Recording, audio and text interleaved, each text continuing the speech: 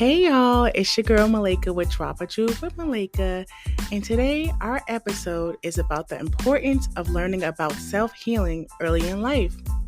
Our guest today is a special guest, Dr. Aqasikesat, who is a natural physician and naturopath doctor. She's going to drop plenty of jewels with us, so sit back, relax, and enjoy the show. Let's get right into it. Welcome back, everybody. This is our second episode of Drop a Jewel with Malaka, and it is my pleasure to bring to the stage, virtual, Dr. Aqasikesat, the founder of the Raw Natural Health and Education Center since 2005, which has been a staple in the community of Boston, and also I feel like a hidden jewel. But many of us do know about Dr. A and her work, but I'll allow you to get to know Dr. A today and talk about the importance of self-healing early in life. This is a very important topic for everyone right now. A lot of people are trying to figure out how to heal themselves. They're depressed, they're stressed, we're not eating right, we're not living right, and people are trying to figure out what to do. And I think hearing Dr. Aqasikesat's story today will help us bring attention to some very important topics, but also what she's going to do today for us is drop some jewels on us that are so valuable and may transform your life for the better. So without further ado, Dr. Aqasikesat, how are you today? Thank you. Thank you for having me, Malaka. It's a pleasure to be here. And yes, we have jewels to drop. Yes. Been around for a little while now. It seems like yesterday, but literally over 20 years now since I've been in the community. Yeah. Wow. Opened up the ground in 2005, but I've literally been over here for 20 years. Wow. You know, to be in business that long in Boston, but in general, there's going to be something you're doing right, right? Oh, absolutely. Everybody needs needs the word. Everybody needs to hear, and everybody needs to heal. And my practice is to teach people how to become their own doctor as a naturopathic doctor. Wow. So our job is basically to teach you how to become your own doctor. That's right. So, yeah. Dr. A, if you don't mind, before we get into your story, I'd like to talk about your title, doctor, right? ND, right? Yes. The letters behind your name. Can you tell us more about what that means? We have several types of doctors in this world, and sometimes people are not sure what kind of doctor to go to or for what. So can you tell us a little bit about what is an ND doctor? What does that stand for, and how do you get to that level of degree in your life? Okay. Well, first of all, for me, it was always about natural. I was brought up in Bermuda. Grandmother was a naturalist. Whenever I got sick, she'd say, "Go to the bush and bring me something, to for my healing." Right. So I grew up in the environment of, just learning step by step from grandmother how to go to the bush. And when I got sick from doing things that I wasn't supposed to be doing, like we all do. Okay. And then, instead of going to the Western doctors, it was, let's go to the bush. Okay. And that led me into, okay, now that I have a really good understanding of what that is and the Western medicine, then it was only natural for me to become a naturopathic doctor, which is one who goes to the bush and gets the live living foods for their healing. And that's simply what a naturopathic doctor is. We work one-on-one, hands-on with a person, which can, inhale everything, all the modalities that go along with healing, as far as massage and chiropractic, chakra balancing, the sound therapy, the Reiki. It's a wide spectrum of things that we do. And I have titles in practically all of them besides the chiropractor. But, having the title of so many hats under one umbrella is what a naturopath really is. Wow. See, I never even knew that, right? Oh, and yeah. So for me, when you typically hear of doctor, especially for people who need to go to their medical center. We often hear, oh, go see your primary care doctor. But now it's good to know that there are different type of doctors that can help provide the medical care. What's the difference between a naturopath doctor and a primary care doctor? Is there a difference? Or allopathic, of course, major differences. For one thing, they will diagnose your ailment and then treat you with the drug. I'm 100% against the Western world drug. If you study what drug is literally is a poison, and poison will end up, being the detriment of yourself. So to me, it really doesn't make any, it has its place. When a person is really, really sick and they've gone too far, it has its place, But that's why naturopaths are taught to teach you early in life how to heal yourself. Prevention is the key. Right. Their greatest cure is prevented from happening to begin with. That's right. Okay. So another thing that we learn as naturopaths, naturopathic doctors, is herbalism and iridology, along with the naturopathy. And that's how you become the actual doctor. You have to be a master of all three in order to become the naturopathic doctor itself, or physician, naturopathic doctor, same thing. Okay, so you don't just, in order to become this doctor, it's not just about going to the bush, but there's education that goes along with this. There's training, what can you tell us a little bit about that, what that looks like? Absolutely. Okay. We're wondering. Yeah.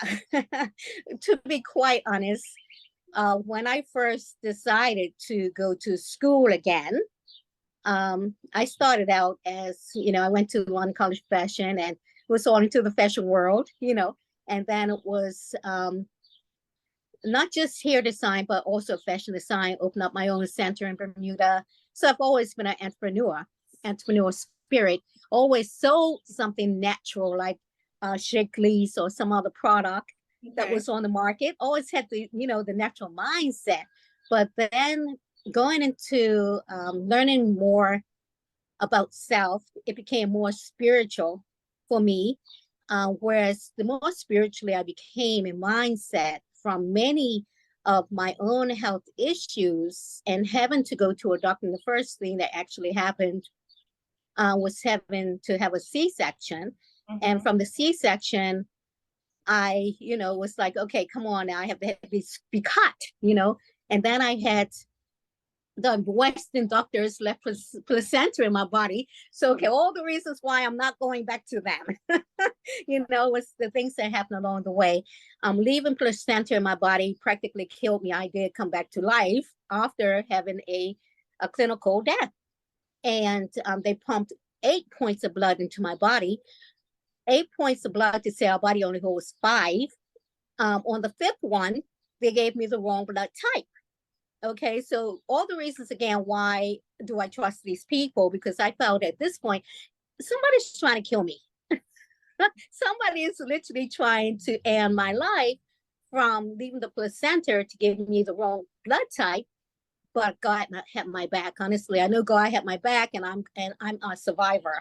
Even when I came back from the near-death experience, and they rushed me to the hospital and pumped the blood into my body, I was in a state where I traveled through that tunnel and came back. See, I know God had touched me that day, So when I came back, it was like, okay, I'm going to be a survivor. I'm going to survive this thing. So I have a really deep, profound belief in the divine, first and foremost, to know that you are the one who will not just cure yourself, but between you and God are the only two who can really cure you. I can give you all the information in the world, but only you and God can do the work. Right. Wow. So my story is deep, it's long, and it's we can go on for hours with this, but to say bring it all the way back in as to what brought me to my place of naturopathy was, okay, I learned how to heal my body of 8 points of blood that was pumped into my body, how to clean it, how to purify it, how to make it my own. And that was going back into the bush, back to Eden, finding out what that herb was that's going to heal my body.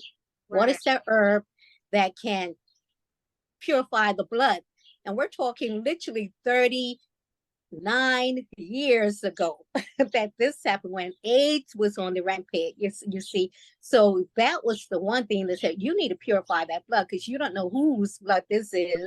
Right. You got to purify it. You got to make it your own. And I found the bush Tahibu, which is a Native American, came from the Native American community, you know, and the way how they used it was for in spiritual enlightenment and cleaning of the blood. So before I even knew about the spiritual part, I was doing it for blood purification, but I also found my spirit changing, my whole nature of character was changing, you know, into a higher vibration per se, a higher energy per se. The eye was opening per se, you know, the all-seeing eye, you know, which led me to where I am today. I just didn't stumble upon it. I walked into it head first with the belief and the faith that I know where I'm going. I know that this path is real, and this path is enlightening, and this path is about growth, and this path would take me where I need to go in life authentically. You know, and that's the realness of it, is knowing that it's 100% real. You know, so come again full circle is to say, okay, you healed yourself of something that was so dark, you know, left the island, went into Ohio, and this is where I found my real spiritual family, the Aqasikesat Society, and to learn from them everything I had experienced in Bermuda came full circle, you know, who my deities are and what is my purpose, and, you know, that deeper stuff I found in Ohio. And so there goes my path in Ohio. And then I got the fibroid tumors that grew. This is another part of the healing process. The fibroid tumors grew to like a grapefruit size. And with them growing to that size, I was bleeding. So here comes the bleeding again. So you had fibroid tumors the size of a grapefruit? 2 of them. 2. Wow. And so you were able to cleanse yourself and rid this tumor out of your body. Exactly. So the whole bleeding piece was also from the hemorrhaging from that placenta left my body, right? That was the first episode of bleeding. The second episode was from these tumors. And every time I saw blood, it was like, okay, here comes another bleeding episode. My bleeding was just not bleeding. It was hemorrhaging bleeding. You know, the kind of bleeding where you would never wear anything white in public ever, right? Wear something red. But, you know, it was scary. It really was scary. But then I knew too that I got this. You know, all I need to do was go back to my God and find my answers. So I did a lot of deep digging, deep searching. And when I found my answer, it was, okay, girl, you got to go back and clean out that body, go back to the bush. And, you know, I found a doctor up in Sacramento, California. He was the first person I found who led me into alkaline in the body, you know, purging out the system. So my venture became, let's clean out. Let's go deep. Don't play with this, go deep, deep, deep. And that's what I did. It took me 2.5 years of fasting, but my fasting was alkaline foods, right? Alkaline foods every 3 months or so. We'd do a deep no food for 2 weeks kind of thing. I also got introduced to doing the not colonics at the time, but animals at the time. 3 in the morning, 3 at night, take these herbs, no food, just fast, right? 2.5 years later, the tumor that was a grapefruit size. Now, if I was told don't eat cooked food at that time, it might have taken me 6 months instead of 2.5 years, right? So those tumors that was grapefruit size shrunk down to the size of a piece of liver and fell out my body. Wow. Literally shrunk down to practically nothing and fell out.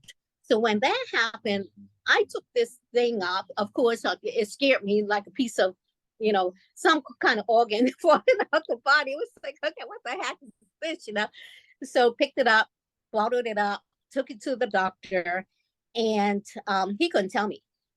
Western doctor could not tell me what this was. So I called up my naturopath up in Sacramento, California, And he says, "Oh, congratulations. I know how hard you've been working. You just lost your tumor." Okay. I said, "What?" Listen, behind these tumors, I had 3 miscarriages. Now, that was the real hurtful part about it, was Right. losing 3 children, and but I still knew that I will recover. I will give birth again. But the doctors were so saying, "No, you need to remove your uterus. You need to, if you don't remove the tumor in the uterus, it can turn into a cancer." So instead of that scaring me to get the uterus removed, it actually scared me into doing my cleaning deeper. So I scared you to do the right thing as far as It like scared me into doing body. the right thing. Exactly. So I'm just reverse. I'm not going to feed into what they say. At this point, I had no trust in them whatsoever. I'm believing if I go to the hospital, I may not come out. That was my take. If you take my uterus, you may take my life. So that was no option for me. I'm sorry. No option for me to do that.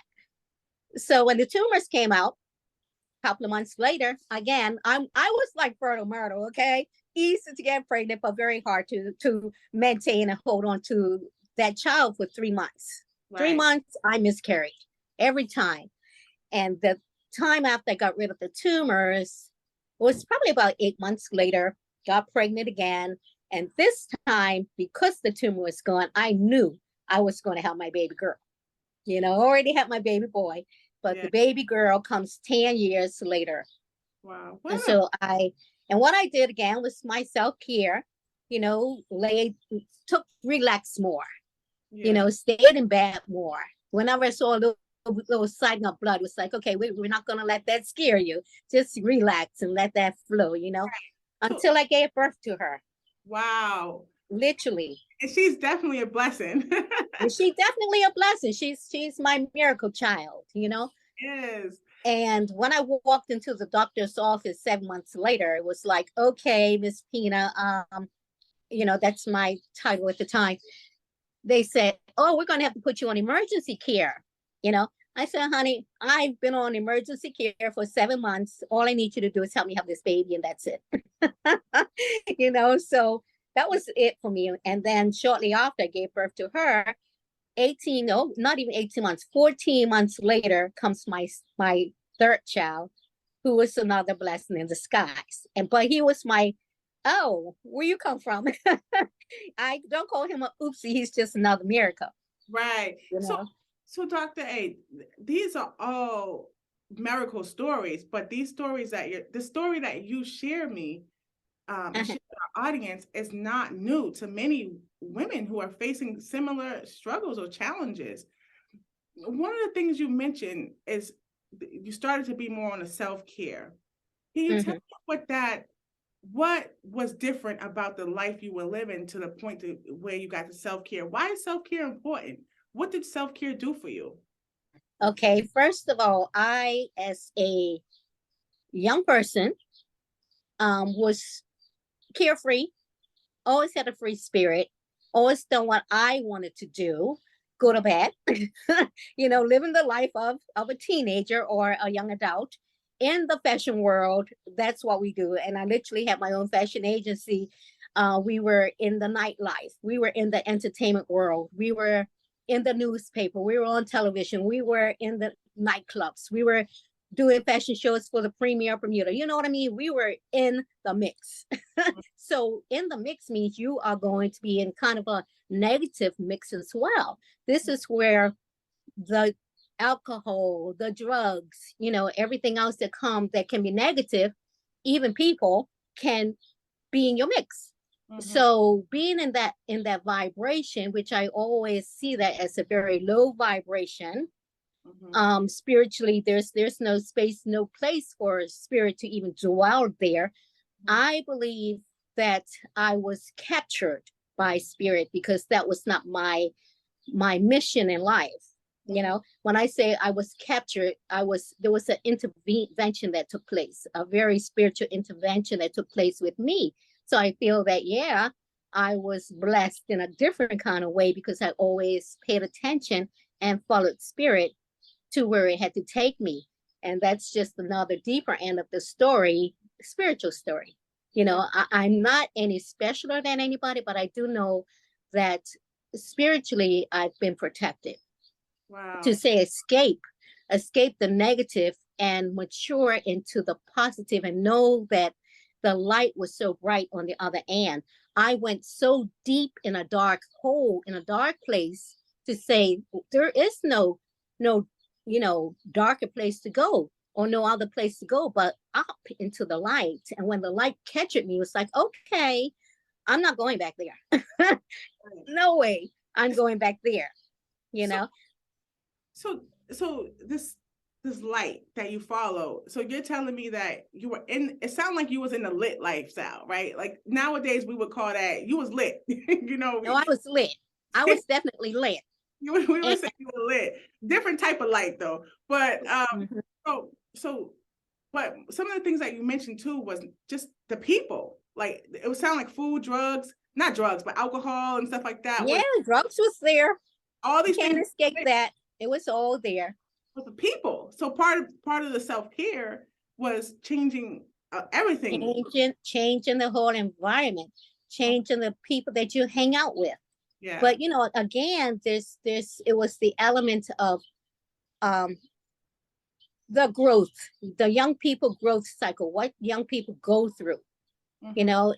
Is to say, why not start this early in life? The reason why you start this early in life, so that you have the understanding, first of all, of what's good and what's bad for the body, for your temple. Are you Yeah. going to put drugs in your temple? Are you going to put alcohol in your temple? If it is a temple, are you going to go around calling yourself a god and devour your body of toxins? Okay. No, because you hear so many young people, I'm a god, and convicted that I am a god or I'm a goddess. Hold up, y'all. Not until your body's, that temple that God dwells in, is clean and pure, that I would say, you can call yourself a goddess or a god. Right. Right. Okay. So Work to do. so doctor, it's kind of hard for many people would hear this story and say that sounds great, but maybe they can't see their self, changing their life in this way. But one of the things you mentioned is starting earlier, starting younger. What are Mm-hmm. some things that people can do to make changes in their life to kind of protect this temple, to start in the earlier ages? Like you said, being a naturopath is more about prevention. It's a lot about prevention. So what are some things that, like someone who's trying to make that transition, but just can't seem to, the environment's not the best, or the food's not the best, or they don't have whatever it may be, how can someone start?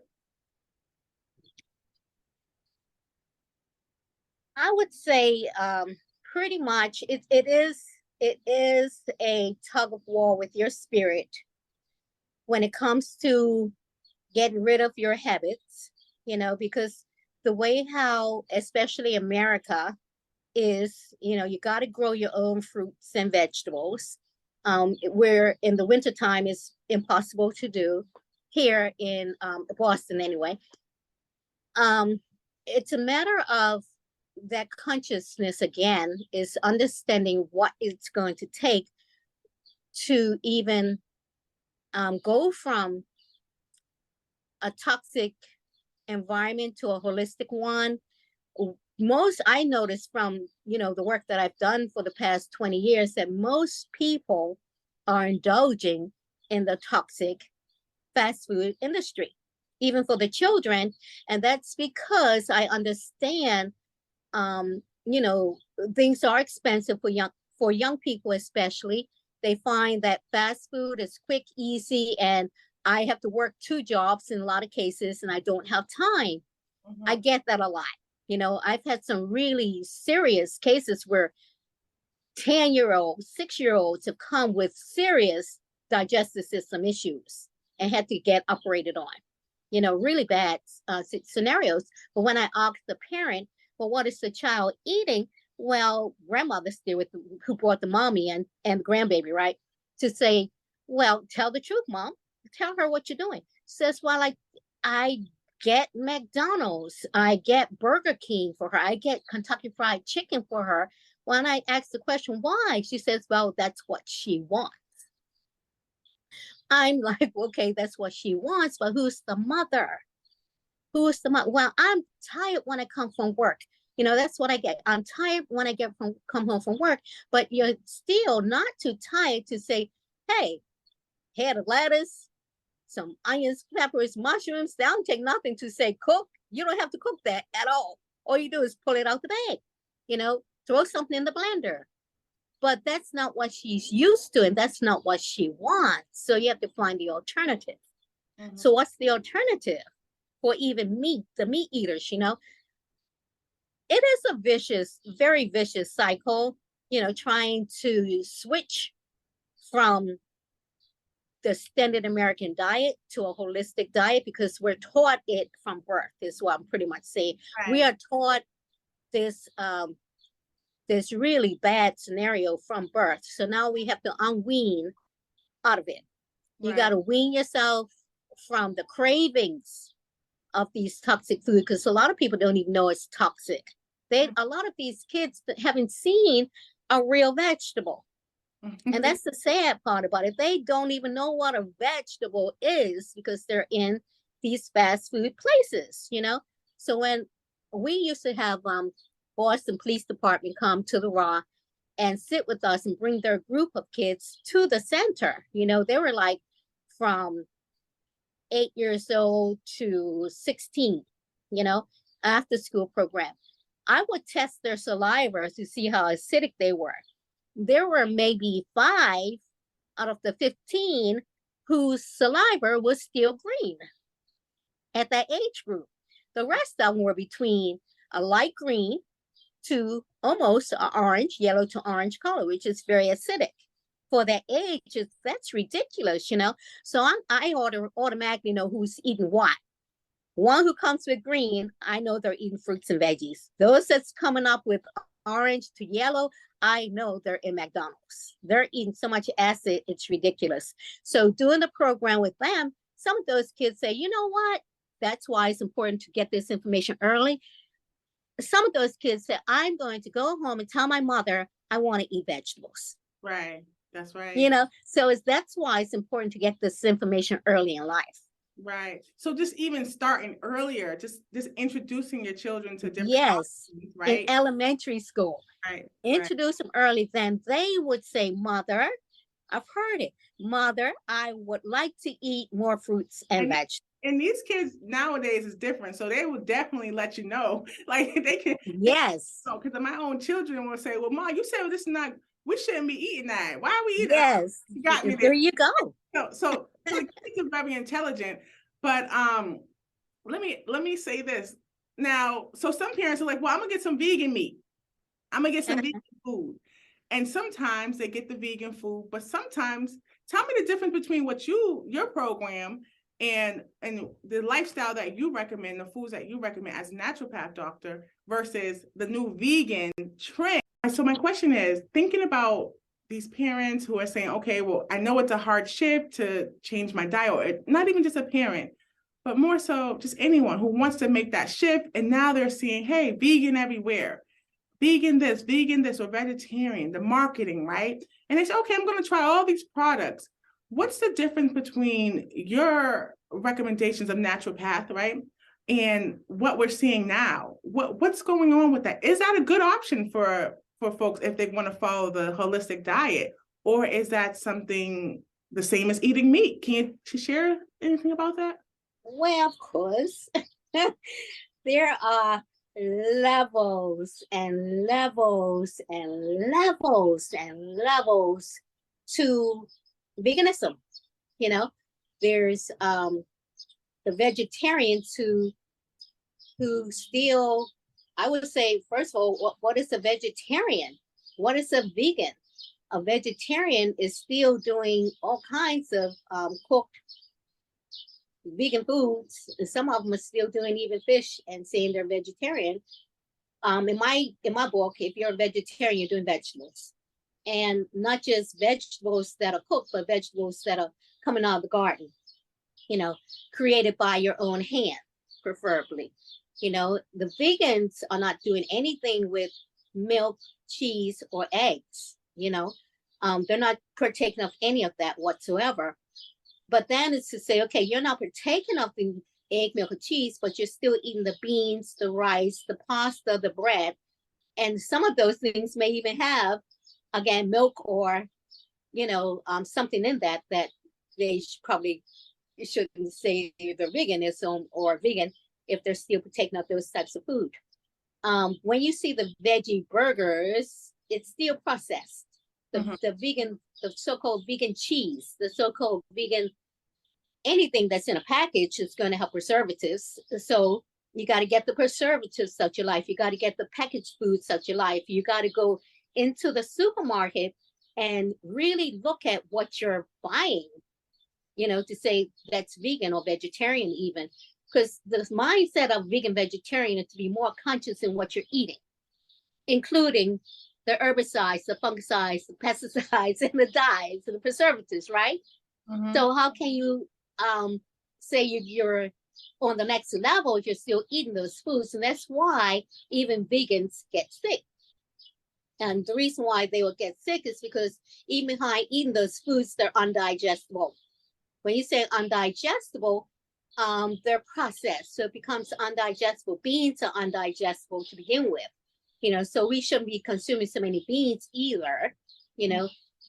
Again, we go back into even Dr. Sebi's teachings. Dr. Sebi is one of my teachers from 2005 that I took to Bermuda. And you know Dr. Sebi? Oh, absolutely. I knew Dr. Sebi. No, I know you do, but I think people need to know that because you were taught, but this is one of your teachers, right? So absolutely. I just want to throw that out there. Oh yeah, I took Sebi to Bermuda in 2005. He was with us for a week. He done lectures in 2 schools, my high school and another school on the other end of the island. So we had the opportunity to really sit with him and pick his brain, and get a good understanding of the hybrid issue, which was another reason why I dug a little deeper, because it was even the so-called Sabians today, they also do a lot of cooked food. Cooked food is not meant for your healing. First of all, if you're trying to really heal your body, if you're transitioning, yes, you can do the Sabi cooked food. But if you're trying to heal your body, then you have to go raw.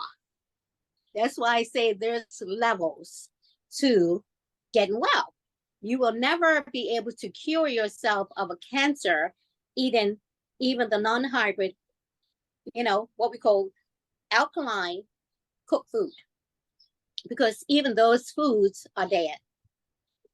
By the time you put it in the pot, you've lost the protein. You've lost a lot of the nutrients. Versus doing it raw, you're pulling those foods right out of the garden into your blender, blend it down, you still have your nutrients. It's still alkaline. Your body can purge, your body can get well on that type of food. That's why I say there's levels to this. If you're just transitioning from, a meat eating diet into a vegetarian, diet, okay, there's the level is transition into the vegan meats, if that can help you, but don't get stuck there. Okay. Don't stay there, because now you have to transition out of the processed vegan meats. Right. You have to transition out of that into now transitioning out of the so much cooked vegan food into the raw, right? So once you get to the raw level, is to say you don't have to go 100% raw, but you can do at least 80% raw and 20% not even cooked down or fried, but now steamed. Steam it, season it, make it delicious, and my whole thing too is make it delicious. I can eat anything as long as it's raw and delicious. We make pizzas, we make brownies, we make cakes, we make all kinds of things on living food workshops that you wouldn't even believe is raw. Okay. So Dr. A, my videographer just said that pizza is not fast food. So is pizza a safe option as far as if you want to have that naturopath diet? If you want to be on that diet, would that be an okay option? What kind of pizza are you talking about? I'm just trying. Because you know, my pizza is So not pizza coming from Papagino's what's your or pizza? Domino's or Average pizza. What would that look like? What's the difference? okay. All right. So pizza, again, they're making vegan pizzas with cauliflower. The cauliflower vegan pizzas, I even say, look at the ingredients in that, because you're going to find maybe some wheat flour or some white flour even in that, you know, so read what's in the package. I don't eat that. My vegan pizza is going to be something that I dehydrated in the dehydrator, like flax seeds. Okay. You make your crust with the flax seeds, and then, or even spelt. You can use the spelt flour. Sprouted spelt is really good as well. There's other options, you know, but my main thing would be to make pizza. You're talking flax seeds. Okay, as a soaked, sprouted in a dehydrator. So totally different process. Oh yeah, that's why I'm telling you, we would show you how to create it in the liver food workshops. We make the Brazil nut pate taste like tuna fish. Okay, we make the tomato sauce with sun-dried tomatoes, the little cherry tomatoes. You know, it's homemade tomato sauce. Then we make our grinded down veggies, the onions, mushrooms, peppers, grind it down so it is digestible. You don't have to crunch and chew forever. You grind it down to a state where it's already digestible. Put some sprouts on top of that.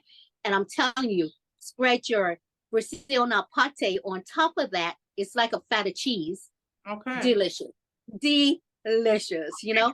So totally different pizza. But what about someone who likes, I love cheesecakes. But I've also tried the cheesecake that you made, the raw cheesecake.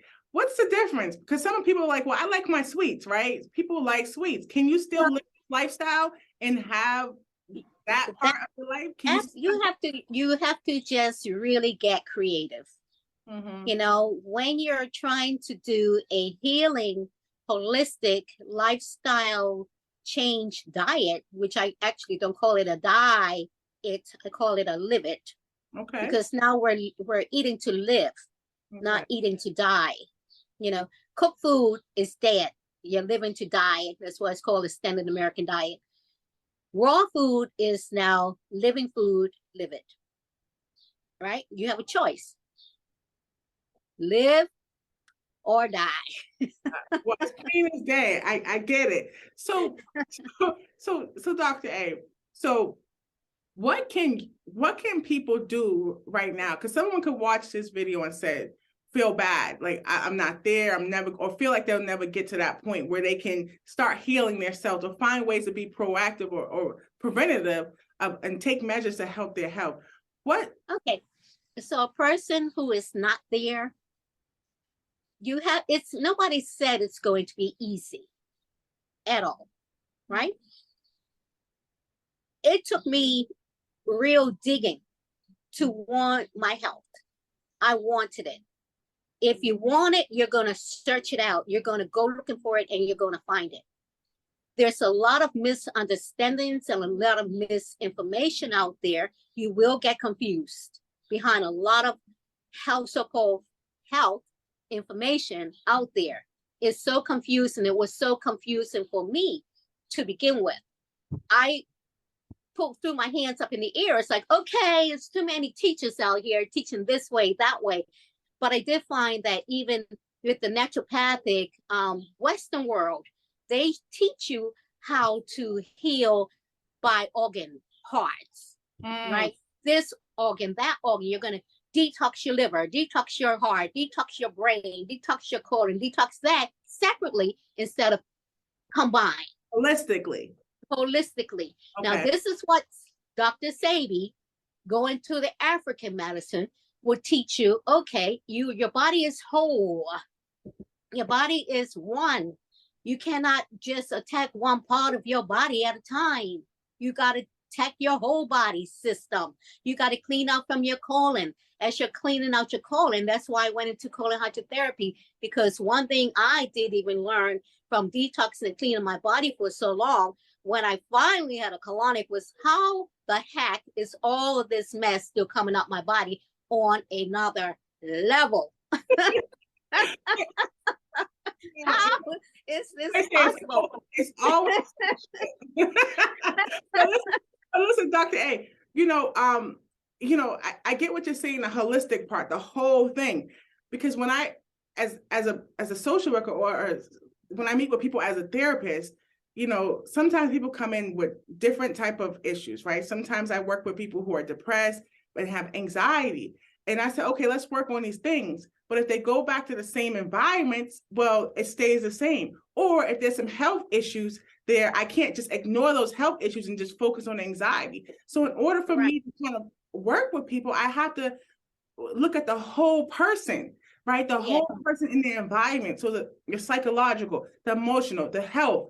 I'm not a medical doctor in that say, but I have to know what's going on with your health. Because if your health, and you probably would be not in the best emotional state, right? So we have to look at these things holistically as from the work I do. So why? Absolutely. It's not hard for me to digest that if I want to work on my body, because if what I recognize is something's off, if one thing is off, everything else is off. That's right. It sounds like it's a lot about finding balance. It's a lot about getting the maximum nutrients and benefits out of the food. Let me give you my take on the whole mental piece. Okay. When it comes to mental health, a person who is got depression and even the anxiety, nervousness, and that piece, your head is not separated from your body. Right. So when you clean out your system, the first thing a person who's depressed or who's got anxiety, nervousness, they're cleaning not just their colon out, which is the toxic levels of poisons in their colon. It's also in your bloodstream. It's also in your lymphatic fluids. So when you purge all of the toxins of your body from the fecal, the lymph, the blood, etc., your whole mental state changes. Wow. I hear when they get off my colonic bed, oh, I feel better. Meaning I mentally feel better. You understand? It's the whole body. I've treated these people for years. When they get, even myself, I can say that I went through a state of, mental something that was just not right. The minute I got into that place of purity, meaning clean, detox, flush out, and heal, all that was gone, completely gone. So it's all together. Everything worked. The body is so beautiful. That's right. Yeah. And that's the magic of it. That's what we call the miracle of it. The miracles happen every single day when people take the initiative to do the work for themselves. Right. You have to find the strength. You have to find your willpower. You got to get that to the gut, that gun wholeness to say, I'm going to do this for myself. Nobody can do this for you but you. That's right. You got to do it I did it. I went gun ho with it. I knew that this temple had to be healed. And when they said cancer to me, I'm like, oh, we don't do cancer. We don't do tumors. We don't do that. Let me do what I got to do to get me well. Cancer is an op, as they call it nowadays. So Dr. A, all right. So I know we could talk about this all day. I mean, I know we just vibe. Look, we wearing the same colors today anyway. So but here's a part of the show I want to ask you, right? So you've said a lot of very valuable information, and people can listen to this information and do their own research. They can find out and contact you for more information and do a consult or just kind of look into alternative traditional medicine, right? But what would you say of all that you shared today? What would you say is the jewel? What is the jewel that you want to drop? If you could just say it in a couple of sentences or a couple of words. I'm going to throw on my timer right here. We got time. Okay. It's very simple. It goes down to the fact that the standard American diet is 80% acidic. Okay. I go back into the God vibe where I say, God created us as alkaline people. When you spit in a cup and you check your saliva and you see how acidic it is, then you must stop eating acid. Then you want to pick up off of our website, rawhealing.com, and figure out what are the alkaline foods. You'll find that under the hybrid page, by the way, and it's all informational. It's on there. It's all about alkaline food. And that's what you work with, alkaline foods that are raw. Get your body back into an alkaline place, because the pH of the blood when we're born is 7.4. That's where you have to remain every single day of your life. 7.4, you will be well. 7.4. I'm telling you, that is when my clients come in, I tell them, if you didn't get anything else from our conversation today, please take that with you. Remember that. Test yourself. And if you are off range, then get yourself back in range. It's that simple, which means it brings us back to the water. Why are we out here drinking this acid toxic water? We're all drinking. I see everybody walking around with, acid water all day long. Well, yeah, that's a carcinogen. What's a carcinogen? Something that's going to kill you. Wow. So why are we doing it? Well, it's alkaline water in a BPA bottle, BPA-free bottle. No, they put BPS in the BPA to make it a BPA-free. Is that not trickery? That's why it's up to you now to say, I'm going to purge, detox, clean my water, clean my food, clean my air, my surroundings, and be as pure and clean as I possibly can on the inside and outside. That's how deep it is in this world today. You guys have it the worst than anybody else. This is all, and we have to stay on top of our A game. We didn't have it as bad as you all do. We didn't have the herbicides, the fungicides, we didn't have the biotech, the genetic modified, the hybrid. We didn't have that. It's constant. So it came 40 years ago. I'm 65 in August. We didn't have it and then I got hit by the time I was 18. So I might have ate it for like maybe 3 years in between. But then, because I was already introduced to good food, I seeked out good food for years. So wow. I mean, but you came up on this food, but a lot of, like you said, a lot of people have it bad because they don't even know the difference between certain fruits and vegetables. So you have to seek it out. Yeah. You really have to seek it out. And thank God I was guided to seek it out. That's right. I was just one of the people who was guided into seeking out what is a hybrid, what is a biotech, what is genetically modified, and why are they creating this Frankenstein food? What are they trying to do to us? They trying to calcify my pineal gland. What are they trying to do? Right now we're going. I'm sorry. I'm just a very old school kind of hippie girl. Okay. Now we're going on to a whole nother part too. I'm going into underground railroad kind of stuff. That's who I am. I'm come back as Harriet Tubman herself. Okay. I'm about to bring us all back. She said I could have saved 1,000 more. Well, honey, that's what it's about. Saving us. Saving some lives. I really love to do a part 2 on this because the next part of this conversation, I know where it's going, and I want to be able to give our audience plenty of time to hear that part because that's a powerful message. And I think some people are feeling what you're saying. Maybe they don't believe everything, and that's okay. And that's okay. But honey, I know that when I get my test done, my arteries are clean and clear behind the work that I've been doing. And my theme is, if you eat it, flush it out your body. Don't let it sit there for years and years and years for the doctor to say, okay, now you've activated those cancer cells that you didn't even know you had in your body. Yes, we all have cancer cells. We have over 1 million cancer cells that, yes, the carcinogens from meat. First of all flesh food is a carcinogen. It's your uric acid, right? Uric acid is a carcinogen. As soon as you bake it, boil it, fry it, cook it, eat it, it is a carcinogen. That's why you hear people, I'm vegan. I haven't eaten flesh in 35 years. Why? Because it is a cancer-causing agent.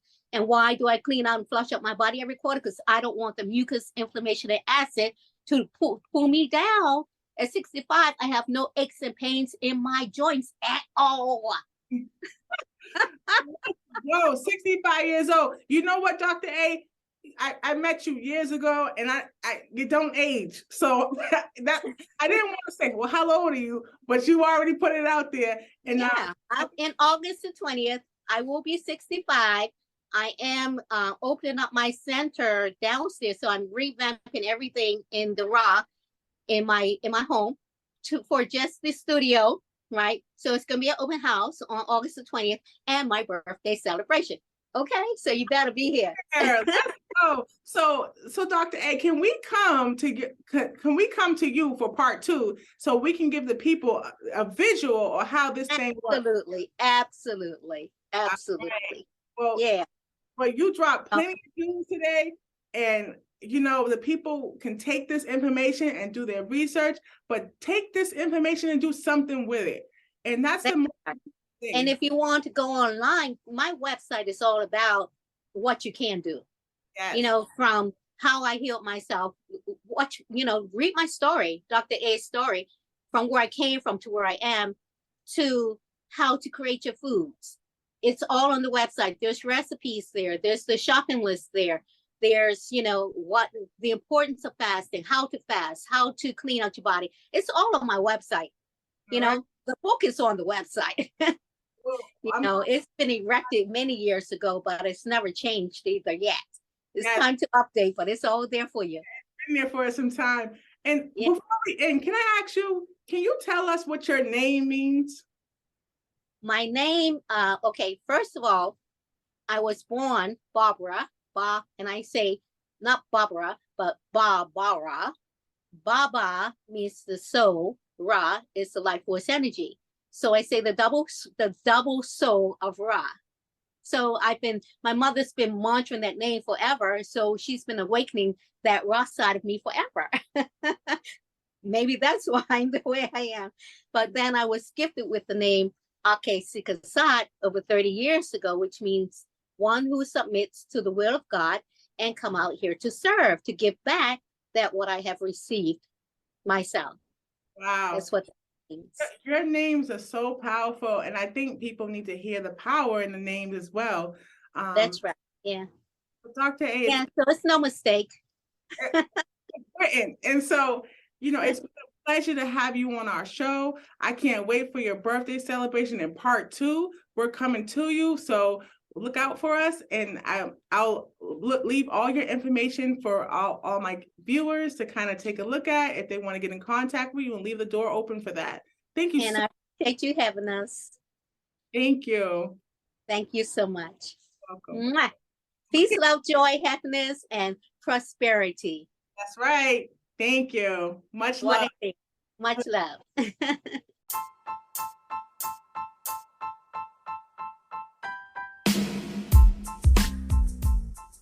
This podcast was sponsored by Spa Paula B, redefining your neighborhood spa. For more information, go to spapaulab.com.